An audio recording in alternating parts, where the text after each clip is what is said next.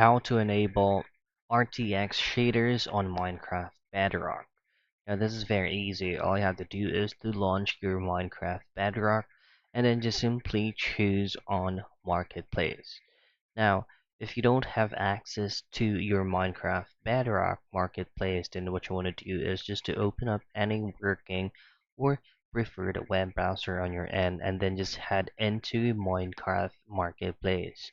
Now what you want to do here is just to head straight into shop and then choose on Marketplace, and then this is where you will download any specific map that has RTX in it.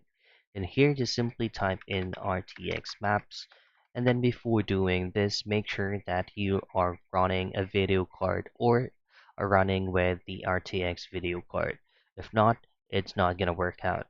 Now once you're here, just simply download any RTX shader maps, and once you've downloaded it, just simply add this to one of your resources packs in your Minecraft Bedrock, and it will automatically be activated. And that's it. That's how you enable RTX shaders on Minecraft Bedrock.